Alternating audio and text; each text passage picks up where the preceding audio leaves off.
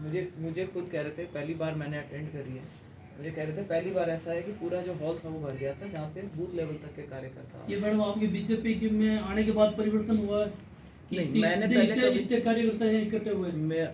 ये मैंने पहले अटेंड नहीं करा कि इसलिए मैं बोल नहीं सकती, लेकिन कल मेरे पास में ये बात आई थी कि हमने इस हॉल को कभी भी कार्यकर्ताओं से इतना भरा हुआ नहीं देखा, जहाँ सारे मौजूद कार्यकर्ता थे। आपने देखा होगा उन्होंने जब खड़े होकर अपना इंट्रोडक्शन दिया तो तकरीबन सभी बीजेपी के अंदर या किसी न किसी मोर्चे के अंदर पदाधिकारी थे। तो मतलब एक आम जिसको कहते हैं अपने वोटर की कैपेसिटी में लोग नहीं आकर के कार्यकर्ता आए थे, जो ग्राउंड पे काम करते हैं और लोगों के साथ में जुड़े हुए रहते हैं और संगठन को मजबूत करते हैं। ये जो नामांकन की प्रक्रिया कल आप नामांकन दाखिल कर रहे हो, नामांकन की भीड़ बहुत मायने रखती है नेताओं के लिए, तो भीड़ जुटाने को लेकर किस तरह की तैयारी आपने कर रखी है? क्या रेशो निकाला है, कितने लोग आ जाएंगे? देखिए, मुझे लगता है जिस तरीके का माहौल है अभी, उसको देखते हुए मुझे लगता है भारी संख्या में लोग यहाँ पर आएंगे। आज जब हमने जायल में भी मंजू बागमार जी का जब नामांकन दाखिल करने की सभा थी, बहुत ही बढ़िया सभा हुई थी। वहाँ पर भी सभी लोग इस बात को लेकर के उत्साहित थे कि जी हम तो सब खुद जो जायल में है वो वाले भी नागौर आना चाहते हैं। तो नागौर के अंदर खुद में आप देखेंगे शहर के जितने लोगों में जितना उत्साह है, शहर के भी बहुत से लोग आएंगे और ग्रामीण क्षेत्रों से सभी लोगों ने हमारे को फ़ोन कर करके बोल रहे हैं कि साहब हम कल आना चाहते हैं। सभी का स्वागत है, कार्यकर्ता अपनी ड्यूटी पे लगे हुए हैं। मुझे विश्वास है कि जो आम वोटर है गांव के अंदर, उसकी जो भावना दिख रही है वो कल आपको पशु प्रदर्शनी मैदान में सुबह 11 बजे दिखाई देगी कि कितनी भारी संख्या में लोग आते हैं और समर्थन देंगे। जाइल में बीजेपी ने कांग्रेस और आरएलपी के लोग तोड़े हैं, तो क्या नागौर में भी कल इस तरह की रणनीति रहेगी? देखिए, नागौर में इतना आरएलपी का इतना वर्चस्व नहीं था और अभी हम इंतज़ार कर रहे हैं कि कांग्रेस और आरएलपी जो है अपने कैंडिडेट घोषित करें। अभी तक उनकी घोषणा नहीं हुई है और प्रेस कॉन्फ्रेंस भी डिले करने का यही कारण था। एक बार पहले शुरू में हमने सोचा था कि आएंगे, जब आप लोगों से मिलेंगे और एक प्रेस वार्ता रखेंगे, फिर सोचा कि 1-2 दिन में जब हमारे सामने जिनको चुनाव लड़ना है उन लोगों की घोषणा हो जाएगी तो उसके बाद में आप लोगों से मतलब हम बैठ के डिस्कशन करेंगे। लेकिन अब जानते हैं आपकी कल नामांकन की तारीख है और आज तक ना तो कांग्रेस ने ना आरएलपी ने अपना कैंडिडेट घोषित किया है। तो हम लोग हमारे जो स्ट्रैटेजी है उसके हिसाब से चुनाव की मैदान में उतर चुके हैं। हमने गांव में काफ़ी जगह दौरे कर लिए हैं, शहर में कई जगह पे मीटिंगें ले ली है, लोगों से हम लोग मिल लिए हैं और जनरली जो माहौल है वो बहुत पॉजिटिव। आपकी टक्कर आप क्या आरएलपी से मानते हैं या कांग्रेस से मानते हैं? आरएलपी और का कांग्रेस में यदि हरिंदर सिंह मिर्जा को टिकट मिलती है तो आपकी देखिए ये जग जाहिर है, जैसा कि मैंने बताया कि हनुमान बेनीवाल जी और अशोक गहलोत जी मिलकर के काम करते हैं। तो अभी भी वो मुझे लगता है कि उनको वो किसी तरीके से वो जैसे अपन कहते हैं मारवाड़ी में बकरी फाटे में आई हुई है। तो अभी इस बात का फैसला नहीं हो पा रहा है कि किसको हमारे सामने भेजना चाहिए ताकि उनका पक्ष मजबूत हो सके। उसी के चलते सारा कन्फ्यूजन हमारे को देखने को मिल रहा है। पर हाँ, ये बात ठीक है कि 6 तारीख आखिरी तारीख है नामांकन की और कोई ना कोई कैंडिडेट जल्दी हम सोचते हैं कि कांग्रेस जो है वो हमारे सामने उतारेगी।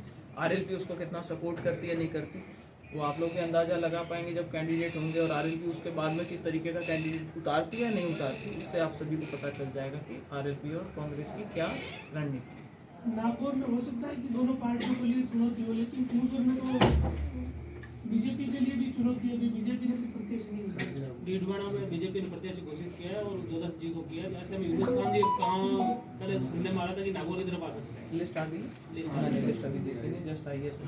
जस्ट अपडेट हुई है। ठीक है, मैंने रेवत जी की घोषणा हो गई, डीडवाना से जितेंद्र सिंह जोधा की हुई। मैं बधाई देना चाहती हूँ सभी को। मैडम, मैं ये जानना चाह रहा था कि कुछ कांग्रेस के पुराने वर्कर जो आपकी पुरानी टीम के थे वो आपके साथ घूम तो रहे हैं लेकिन वो घोषित नहीं हो पा रहे, तो क्या कल दिल्ली में वो लोग बीजेपी ज्वाइन करेंगे? घोषित क्यों नहीं हो पा रहे? मतलब वो फॉर्मली बीजेपी ज्वाइन कई लोगों ने Bharatiya Janata party already join करी है और मुझे उम्मीद है कि कल भी कई ऐसे नेता हैं जो चाहते हैं कि भारतीय जनता पार्टी ज्वाइन करें और मुझे लगता है कल मंच पे आप देखेंगे आपके सामने की आप लोग आएंगे वहाँ पे तो देखने को मिलेगा कि कौन कौन पार्टी मैडम, ज्वाइन एक बात करें। बताओ, आपका फोकस केवल नागौर ही रहेगा या क्यों सर, या जहाँ जहाँ आरएलपी पिछली बार मजबूत रही थी, जैसे मेड़ था आपका मान लो, जाइल का मान लो, तो वहाँ भी आप जाओगे? क्योंकि आप दोनों चैलेंज तो बहुत खेल लिए, अब पता चलेगा कि क्या रहेगा। तो चैलेंज बताइए अभी सर, और खेलेंगे। पूरी अभी खबर जब तक 25 तारीख तक मुकाबला पूरी तरह से सेट नहीं हो जाता तो मैं तो चैलेंज खेलने को अभी भी तैयार हूँ। और पार्टी जहाँ ड्यूटी लगाएगी, पार्टी उम्मीद करेगी हमसे कहीं जा कर के प्रचार करने के लिए, हम जरूर जाएंगे, पार्टी के पक्ष में प्रचार करेंगे। भारतीय जनता पार्टी की ज़्यादा से ज़्यादा सीटें जिता करके लाने का जो हमारा प्रण है उसको हम वास्तविकता में बदलना चाहेंगे। बीजेपी वाले प्रण के साथ एक दूसरा प्रण भी है क्या कि आरएलपी को कमजोर करने की पूरी कोशिश करोगे? देखिए, हमारा ये मानना है कि जिस तरीके के आरएलपी के नेता हैं, वो जिस तरीके समाज में जिस तरीके की नेतागिरी वो करते हैं, वो एक तरीके से गिरोह है, वो गैंग की तरह ऑपरेट करते हैं और समाज के अंदर, एक सभ्य समाज के अंदर उसके लिए जगह नहीं होती, ऐसा हमारा मानना है।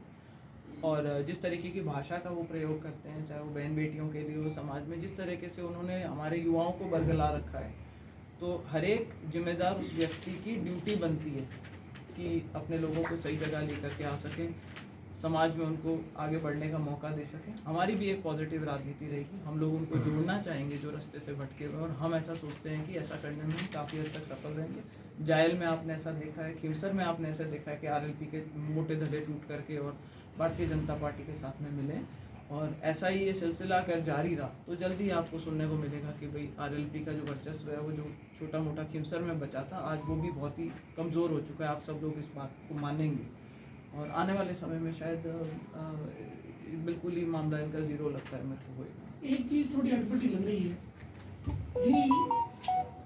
ने आपके साथ जिन्होंने बीजेपी ज्वाइन करी, सवाई सिंह जी चौधरी, वो मौजूद नहीं थे। सवाई सिंह जी अपने गांव में ही आए हुए थे, और जब वो खीमसर से टिकट के दावेदारी उन्होंने रखी थी, आज जब फैसला आप बता रहे हैं, जैसा कि मेरे सामने अभी लिस्ट आई, आप लोगों ने मुझे सूचित करा है, पर मुझे पूरा विश्वास है कि वो भारतीय जनता पार्टी को, और ये चाहे सवाई सिंह जी ने चाहे मैंने जब पार्टी ज्वाइन करी थी, हमारा बिना शर्त के हम लोगों ने पार्टी में आए थे। मुझे तब भी उम्मीद थी कि शायद मुझे लोकसभा का चुनाव लड़ाया जाएगा और शायद सवाई सिंह जी को विधानसभा का चुनाव लड़ाया जाएगा, लेकिन बड़ी पार्टियां होती हैं, अपने विवेक से फैसला करती हैं, सर्विस पे आधारित होते हैं इनके डिसीजन, और उसके चलते उन्होंने मुझे नागौर से मौका दिया।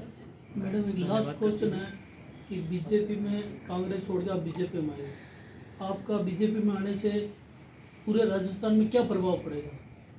क्या परिवर्तन ला सकते हो, ये क्या परिवर्तन आप लाने की मंशा रखते हो, और क्या विकास के कार्य आप बीजेपी में आके करवा सकते हो?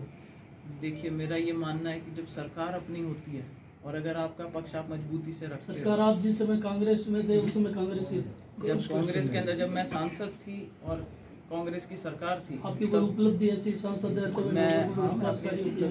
जी, जो नागौर के अंदर Indira Gandhi lift canal phase 2 का पानी जो अप्रूव करवाया था, वो मैंने करवाया था। 65 साल से एक डिमांड रही थी हमारे यहाँ की, बहुत बड़ी डिमांड थी सर। 3 विधानसभाओं के अंदर 3 तहसीलों के अंदर वो पानी पहुँचा हुआ था, बची हुई जो 5 तहसीलें थी उनमें वो पानी पहुँचाने का जो काम था वो मैंने बजट पास करवाया था। जगह जगह कॉलेजेस खुले थे हमारे यहाँ पे उस टाइम पर, और भी बहुत से काम थे। नरेगा के जो सांसद लेवल के काम होते हैं, चाहे कमिटीज़ में काम करने का होता है, चाहे आपके नरेगा के अंदर जो सरपंचों के लिए टेंडर प्रणाली आई थी उसमें जो चेंजेस कराने की बात थी, या लोकसभा में मुद्दा उठा करके और जो ट्रैक्टर्स को कमर्शियल श्रेणी में डाल दिया था और हर एक ट्रैक्टर वाले किसान के ऊपर भार पड़ रहा था, वो उसको सेम डे मैंने लोकसभा में कह करके और उसको ख़त्म करवाया था।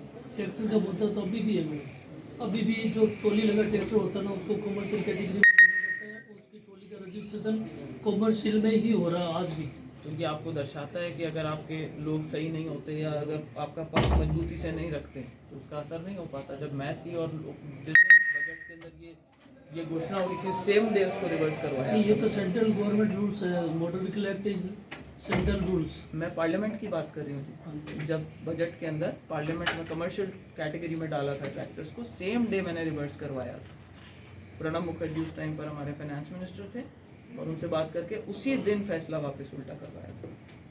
ठीक है मैम।